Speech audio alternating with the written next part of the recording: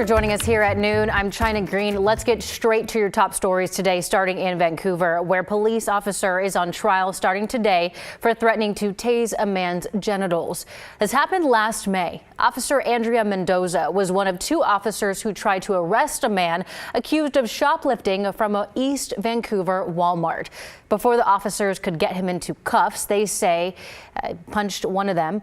That's when officers wrestled the man to the ground. Vancouver police say Officer Mendoza used a taser on the man's back, pulled down his pants, and threatened to tase his genitals. Knock it off or I'll do it in your nuts. I'm dead. I'm dead. I promise, I'm dead. That body cam footage was released shortly after the incident. Prosecutors have dismissed charges against the man. Our Ashley Grahams is at the trial right now. She will have the latest during our evening newscasts. New at noon, dozens of firefighters are working to contain a 2-alarm fire at a wood recycling plant in the St. John's neighborhood. This started just around 8 a.m. in the 10,000 block of North Lombard Street. Crews tell us that they are using elevated water streams to extinguish the flames. No word yet on what caused the fire, but fire officials say it began as a sawdust and pallet fire. No structures have been threatened or damaged. We'll keep you updated as that rolls on.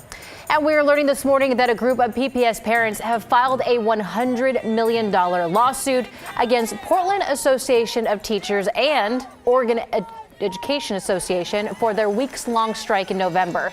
The lawsuit seeks damages for negative emotional and educational impacts on students, as well as financial losses and work disruptions for parents. The complaint also says that the strike was, quote, illegal because PAT went beyond mandatory topics that are allowed in bargaining. We reached out to PAT for comments, but we have not heard back yet. Stay with KGW News for the latest updates on that. Now, developing story out of Washington County. A man accused of repeatedly sexually assaulting a woman at the Hillsborough Transit Center made his first court appearance yesterday. A warning, the details about this story are disturbing. According to court documents, a 63-year-old woman visiting from California had a bad reaction to some medication and passed out. Investigators say 29-year-old Eduardo Madrid Roca saw her on the ground and repeatedly sexually assaulted her for a half hour while she was unconscious. This happened last June, though Madrid Roca was arrested this month using DNA evidence. The attack was recorded on TriMet security cameras, and prosecutors say the woman didn't even know that she had been sexually assaulted until the day after, when she contacted TriMet about lost items.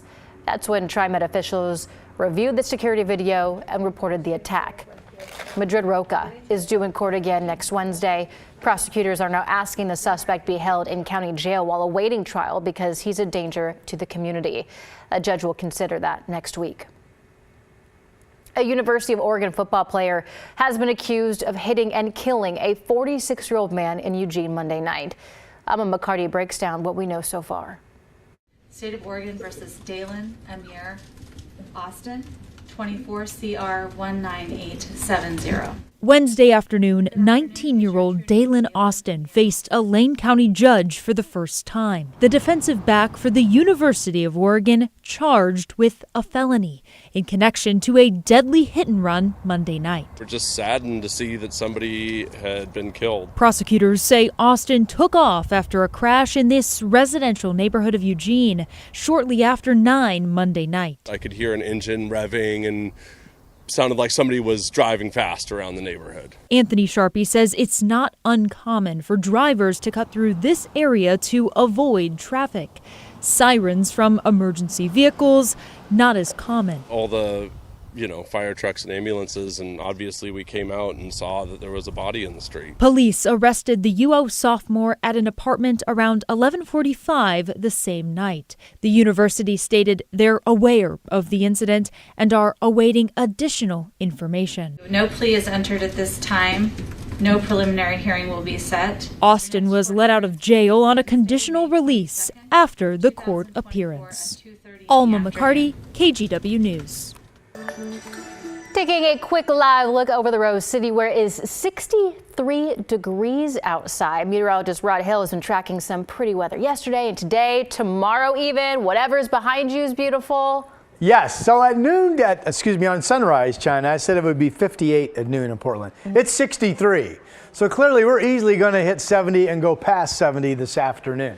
Here is Chinook Winds Casino Resort in Lincoln City behind me.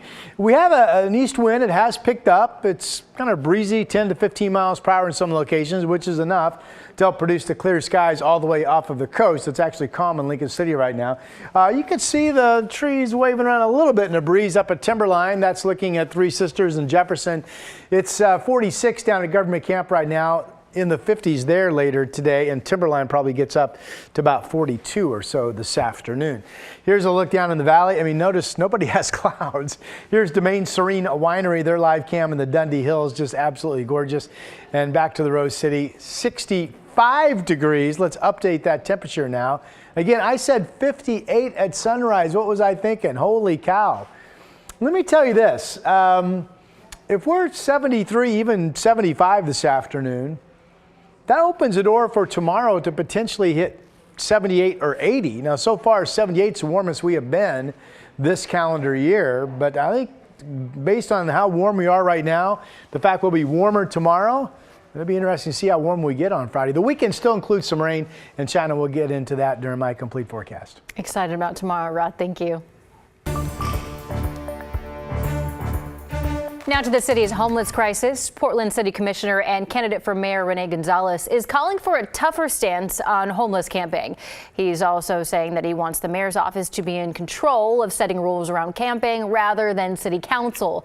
Gonzalez is proposing an ordinance that would ban all camping on public property or in the public right-of-way like sidewalks.